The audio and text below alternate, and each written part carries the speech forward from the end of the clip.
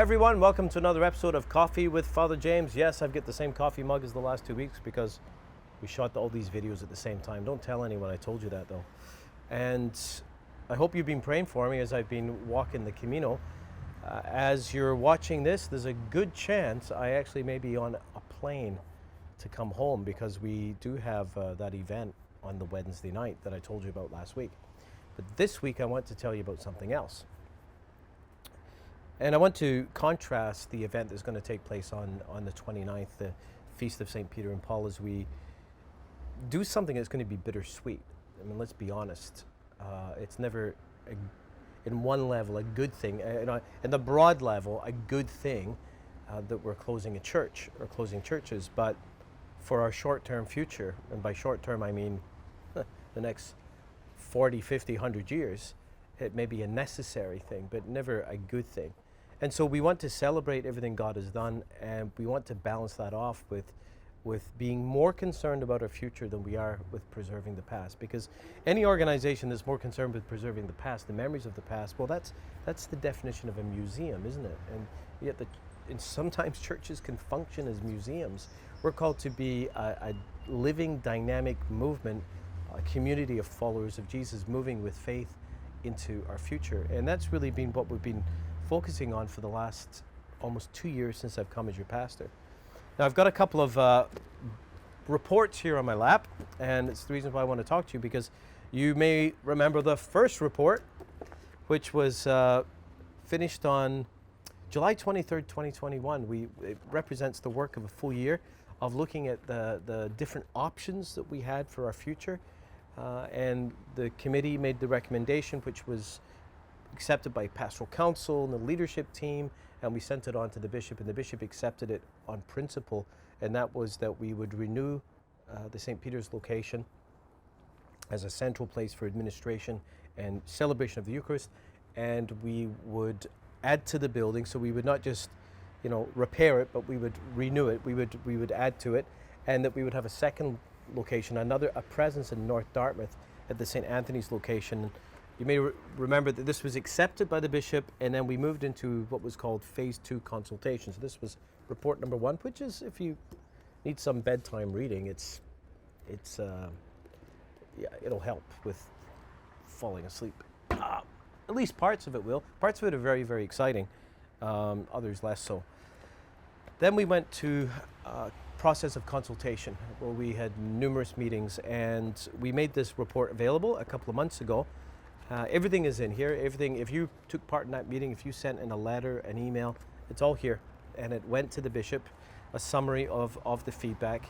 And after all that was done, the bishop consulted with the Council of Priests and issued decrees of closure for both Immaculate Conception and St. Paul's Church. And Immaculate Conception Church was closed May 1st. And St. Paul's will be closed on September 10th, and we're already in conversations right now with real estate folks about possibilities for the future, and we're putting together a committee to help us divest ourselves of some of the things that are in the church. Not quite sure what we're going to do there. If you're interested in helping us out with that, please contact the office. But there was another consultation process that we went through, and that's what I want to speak to you about today. And it was the Dreaming Committee, is what we called it. We had lots of committees. We had the Options Committee and the Listening Committee and the Dreaming Committee, and then we had the Closure Committee. That committee's still working, and we've got quite a few more committees to come by the time all this process is finished. But the Dreaming Committee was very, very important, because I believe that dreams are what inspire, and we're invited by the Lord always to dream about what can be, because when it comes to the community of faith that is the church, it's not just the sum total of our human efforts and our human giftedness that are going to form the future. It's the work of the Holy Spirit. When God shows up, incredible things happen. And so we invited our people to go through a main process, and there were 3 sessions. The first session was looking into the future, like what will the future world be like? Because when we started this whole process, I invited you to consider going on a journey to consider what do we need to do for the church that will exist 50 years from now? Well, what kind of world will that be? So that's what we looked at in the first session. The second session, we looked at, and we also looked at what values would you like to see the building embody to serve that future world. And then we looked more specifically around concrete ideas about those values and how would we actually fulfill our mission in that world of the future. And the third session, we actually had the architects come in and walk us through different options, and there was an interactive exercise. Besides of those things, the group consulted with different ministry groups, different people in our parish. So once again, the Dreaming Committee prepared this report, which has a summary of the whole process. And basically, if you participated in this process, if you gave an opinion, it's all in here.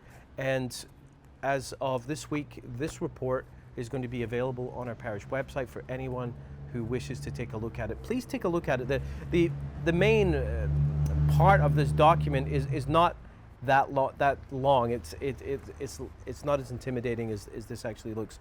We would love for you to take a look at this, because as we move through the rest of the summer, as we grapple with the closing of the buildings that we have to do in September, the next phase is to really begin to take up this dreaming process again and go from dreams to reality. Now, between dreams and reality, there's a lot of work that needs to happen, and we're going to need your help. We're going to need to call forth and harvest many of the gifts that exist in the pews to help us go through that process, so that we can give it our best shot, and working with the Holy Spirit to move our church into the future. So I will see you this weekend.